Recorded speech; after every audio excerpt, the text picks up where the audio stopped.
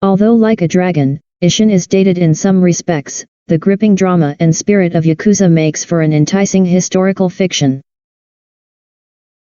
Take the faces, voices, and over-the-top theatrics that have made the Yakuza franchise renowned, and transport all that back to 19th century Japan.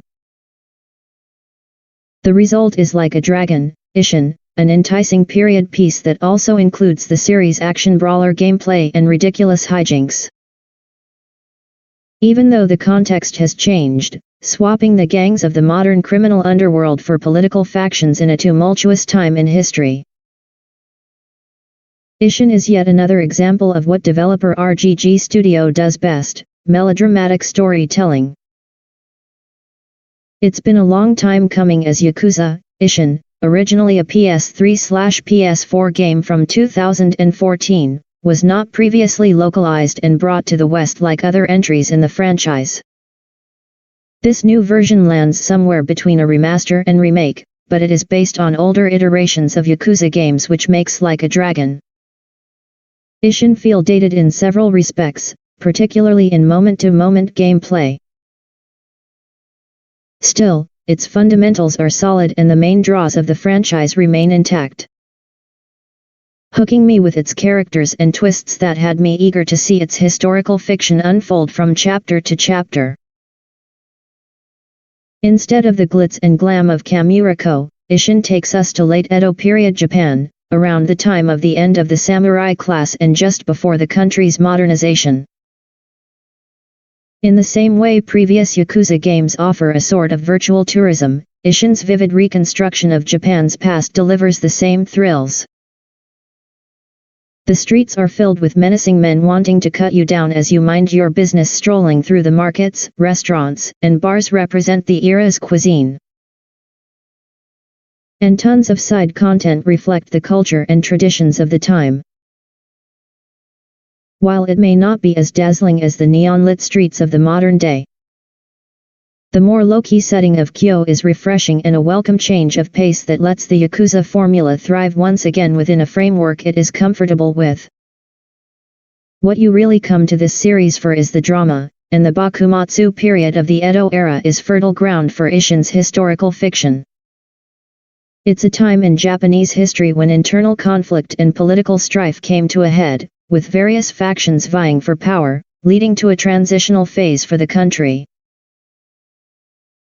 Ishin uses this as a stage to tell another story of betrayal, conflicting ideals, and seeking personal truths, but fits it into a pivotal time of widespread violence and societal turbulence. Ishin melds these parallel themes gracefully, using strong characters as the focal point for both the gripping personal drama and the escalating struggle for power to steer Japan's future. By using the same character models and voice actors from the Yakuza pantheon, Ishin creates an immediate familiarity that made me feel right at home but ever curious about the direction of its story. Series legend Kazuma Kiryu takes on the role of Ishin's protagonist Ryoma Sakamoto/Hajime Sato, loosely based on the revered real-world figures of the same names. Other favorites like Majima, Sejima, and Akiyama fill in the roles of Soji Okada, Shinpei Nagakura, and Katsura Kogura, respectively, just to name a few.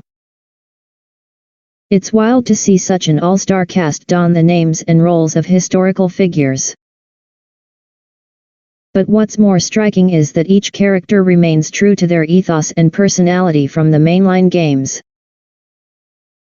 Although no experience with the Yakuza series is required to understand or enjoy Ishin, the little nods and references in dialogue, visual flourishes, and musical themes along the way are real treats for Yakuza sickos such as myself. The dynamics between each character make for some hype moments and thrilling battles, especially with its prestige-level cutscenes that perfectly frame the story's pivotal moments. Facial close-ups where you can see every little expression and the elegantly choreographed duels sell you on the emotion established in each cutscene, making the melodrama feel earnest. As the series always does, I was drawn to each character as if I needed no introduction, like seeing old pals and rivals from a movie screen fit right into a stage play. However, Ishin does take its time to get the ball rolling. It wasn't until roughly 8 hours in, around the halfway point, that I started to see the various pieces fall into place and the story comes into clearer focus. It drops a lot on you, front-loading the story by establishing factions, political terminology, and the deep cast in a way that can be tough to follow if you are not already familiar with Edo period history. Ishin is ambitious in that way, trusting that you can keep up and track the things it throws at you. But at the same time, the first half sort of spins its wheels before having real consequences and character motivations take center stage. Once the tangled web of alliances started to carry more narrative weight, however, it was hard to put down as the momentum of the drama propelled me to the end, leaving me eager to find out what happens in each subsequent chapter. I've played too many of these games to be completely surprised by their plot twists at this point, but time after time, Yakuza games still activate those good brain chemicals with their cinematic storytelling panache, and Ishin is no exception.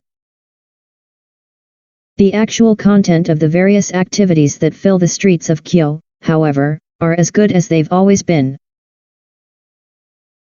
Signatures like rhythm-based karaoke feature a playlist of bangers that has Ryoma on stage singing his heart out to a crowd of bar patrons. Good old Baka Mitai gets another goofy rendition here. And finally, I get to play through the original folksy version of Iji Sakura, which grabs you with a catchy, somber melody and voice actor Takaya Kuroda's deep tones. And as someone who loves rhythm games, the fan dancing minigame and sub-story had me sinking even more time in chaining combos to some catchy Japanese folk tunes as Ryoma showcases his elegant traditional moves. I sunk the most time into farming, fishing, and cooking, which all feed into the side content dubbed Another Life. Here, Ryoma lives off the land as you manage crops to grow in the backyard of his own home. As you harvest fruits and veggies, and reel in more fish from the rivers and open seas, you can cook more dishes. Cooking is done through cute little mini-games that reward you with food as powerful healing items and extra money if you want to fulfill food delivery requests. It's also how you connect with Ryoma's adoptive daughter Haruka, who is essentially the same character as in the mainline games.